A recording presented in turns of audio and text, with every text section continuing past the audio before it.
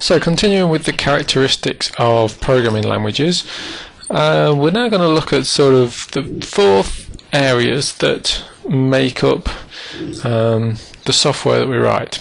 So if we look at the top of this pyramid, we have things like applications. Okay, so applications are things like Word, Microsoft Word, could be things like Firefox,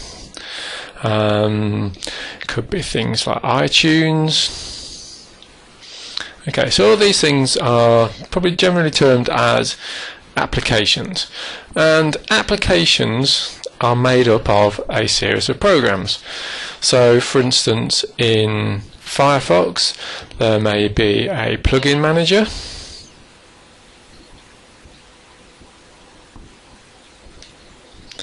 there may be a renderer that renders the HTML page to your screen, there may be a spell checker. Okay, if you're looking things like Word, there's spell checkers in there as well. Things like Thesaurus, there's macro languages. All these sorts of things are parts of the application. And these programs are generally a collection of algorithms and data structures. So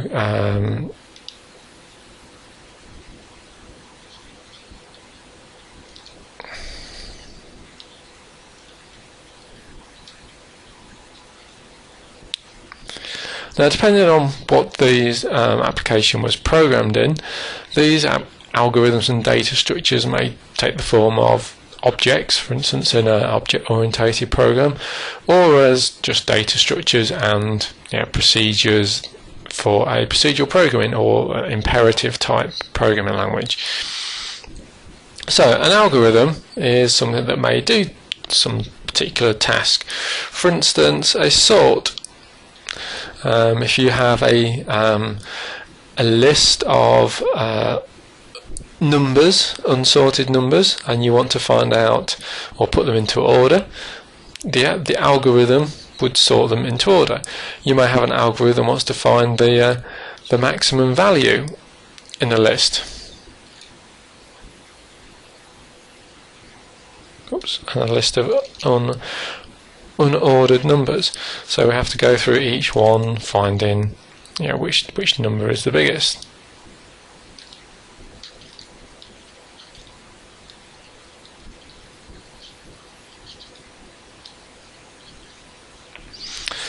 And then the instructions themselves, the instructions are the things within the algorithm which are going to do the work. For instance, if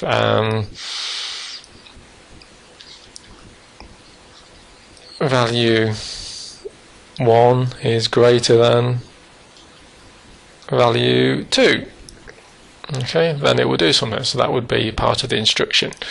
So we can see how the instructions make up the algorithms. The algorithms make up sort of discrete parts of the program. The program itself may be a small part of an application, and the applications themselves are the whole thing. So a program may not be an application. For instance, if you had a very simple program like we had earlier that simply took in a value, added a number to it, and output it, that's a program. So it's not really an application. Okay, there's no real problem that could be applied with that program to solve. So although it's a program and it's got an algorithm in it and it's got instructions in it, in itself it's not an application.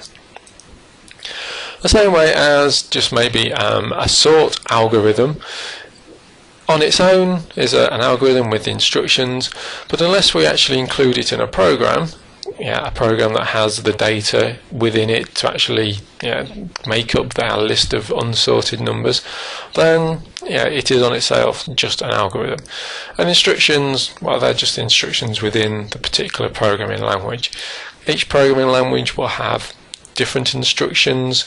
So it's a case of looking at that programming language, looking at the reference manuals to find out what those instructions are.